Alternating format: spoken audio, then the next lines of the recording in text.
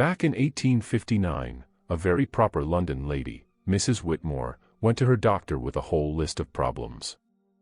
She couldn't sleep, felt tense, cranky, and had what she politely called nervous episodes. Going by the normal medical rules of the time, her doctor said she had hysteria. And the treatment he prescribed would get any doctor today instantly fired and stripped of their license. He had her lie on the exam table and then manually stimulated her private parts until she reached what he wrote down in his notes as a hysterical paroxysm. This wasn't some back-alley fraud working in the shadows. This was seen as actual medicine, done by top doctors in the best clinics across Europe and America. For over 2,000 years, doctors had been treating women for hysteria, a fuzzy diagnosis that first started with the strange belief in a wandering womb. By Victorian times, that old theory had turned into something that sounds completely wild to us now. Doctors were literally giving women orgasms as a medical treatment, without even knowing that's what it was.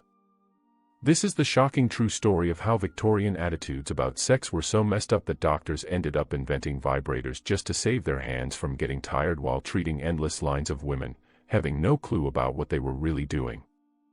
But before we get deeper into how Victorian doctors turned an ancient Greek superstition into a massive medical moneymaker, be sure to hit that subscribe button and ring the notification bell. Okay, let's get back to the story of how doctors went from thinking wombs could wander, to accidentally inventing the vibrator. The whole idea of hysteria actually goes all the way back to ancient Egypt. But it was the Greek doctor, Hippocrates, who finally gave the condition its name. Hysteria just means uterus in Greek. And doctors believed a woman's womb could literally move around inside her, bumping into organs and making her sick. Plato even called the womb an animal within an animal, one that was desperate for kids. If a woman waited too long to get pregnant, her womb would supposedly wander the body, causing anything from anxiety to sudden fainting. The only cure they offered: marriage and pregnancy, to calm that restless organ. By the Renaissance, doctors ditched the literal wandering womb idea, but they absolutely kept the diagnosis. The list of symptoms for hysteria grew so huge it could mean almost anything that was wrong with a woman. Feeling nervous, not sleeping, muscle spasms, not eating, feeling sad, being cranky, even being too interested in sex, or not interested enough. Basically, if a woman wasn't quiet and perfectly happy, she could easily be called hysterical. English doctor Thomas Sydenham guessed that hysteria was the second biggest sickness right after fever, saying it hit a quarter of all women. Victorian medicine really pushed the idea that women were just naturally weaker and more emotional than men. Their reproductive parts were thought to control their whole body and mind.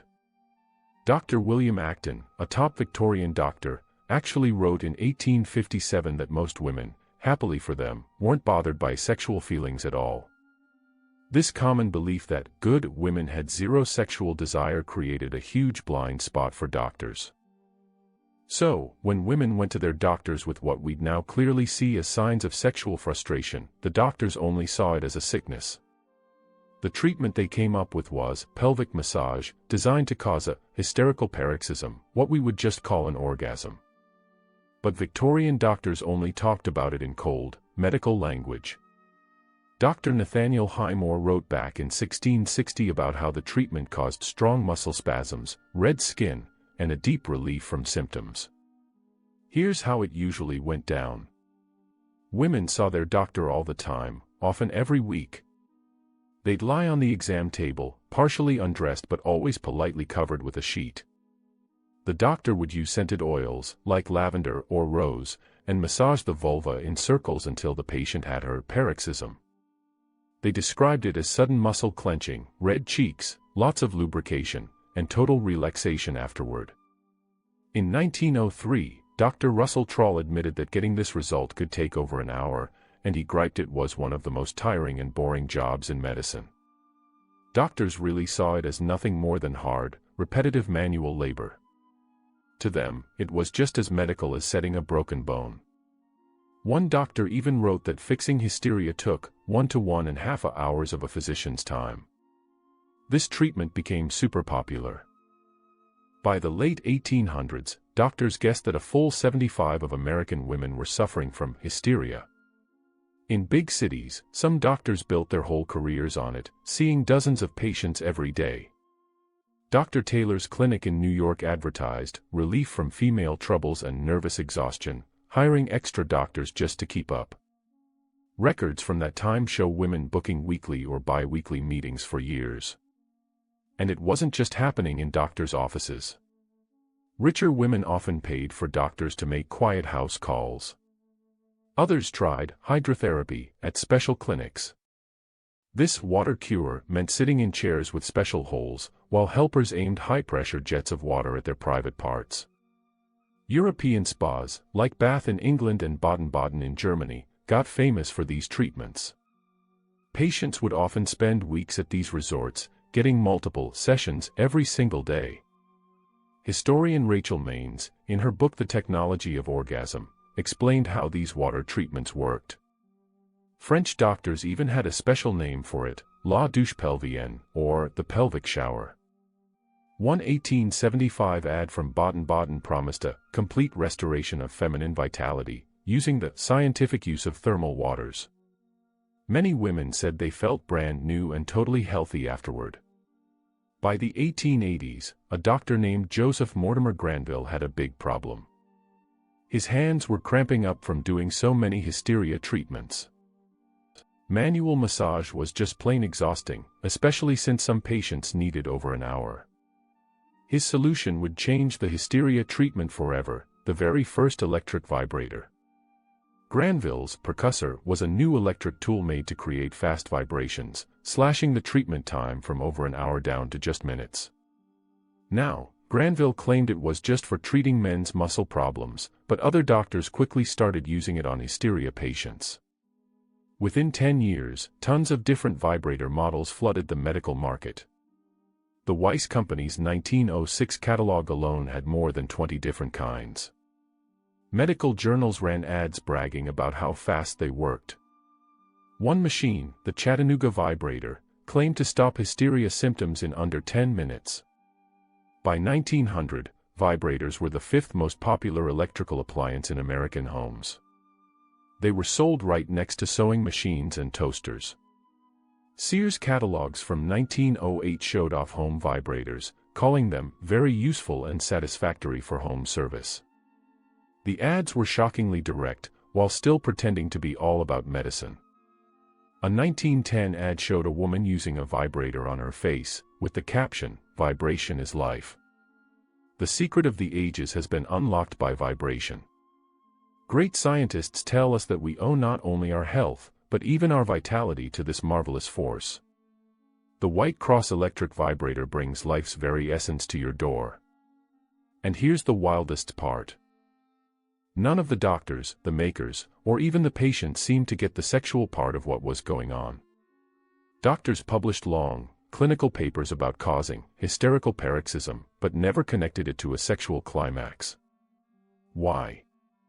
Because Victorian medical schools on purpose erased female sexuality. Medical textbooks said a woman's reproductive parts were only for having babies.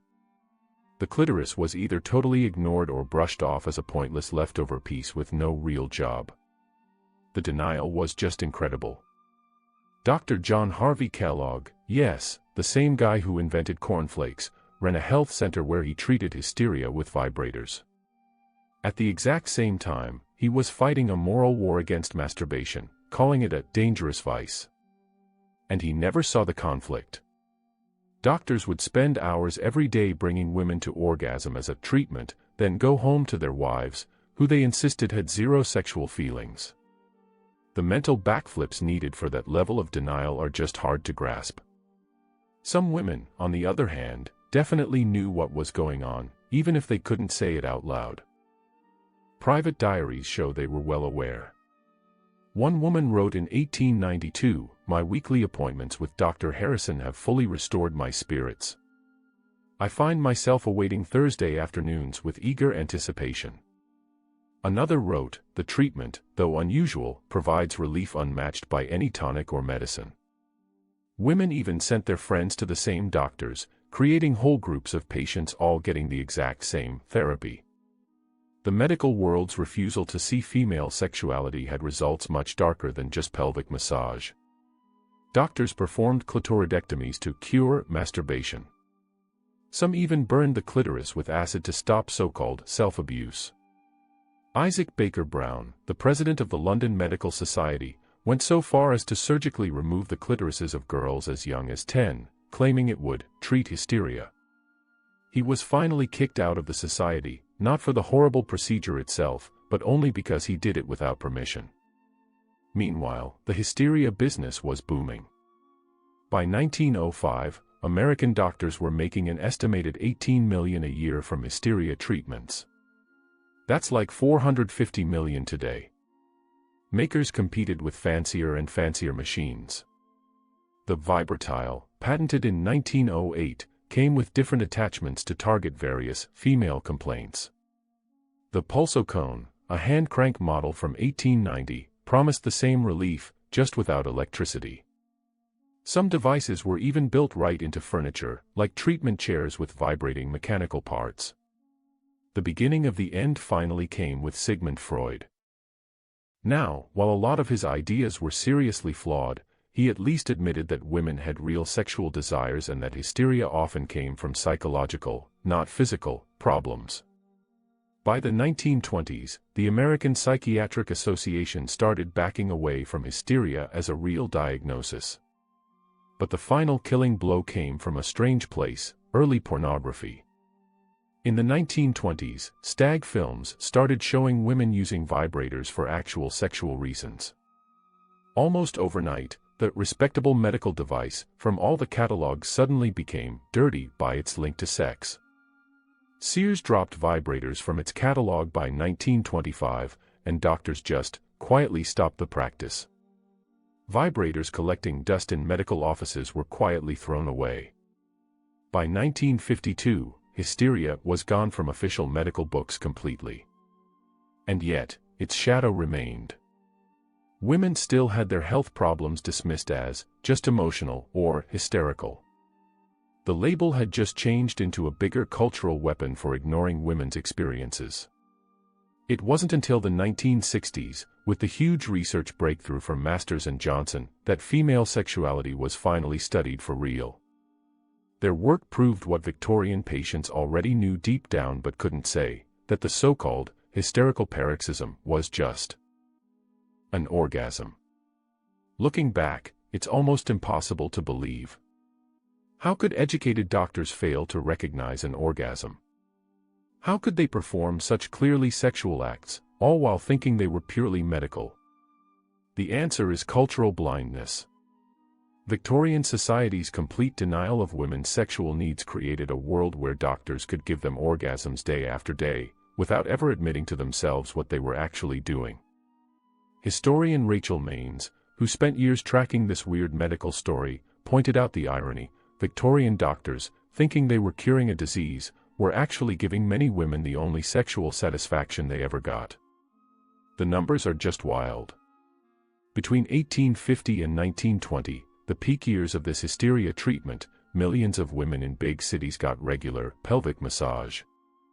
Some saw their doctors weekly for decades. Even if just 10 of adult women got treatment, at an average of 20 sessions each, that's tens of millions of medically given orgasms, handed out by doctors who truly believed they were just treating a sickness. This history matters because it shows just how badly cultural beliefs can twist medical science. These weren't fringe weirdos.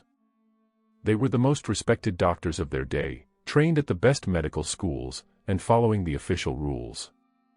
And yet, they were so blinded by Victorian hang-ups that they failed to see the obvious truth, literally, right in their own hands.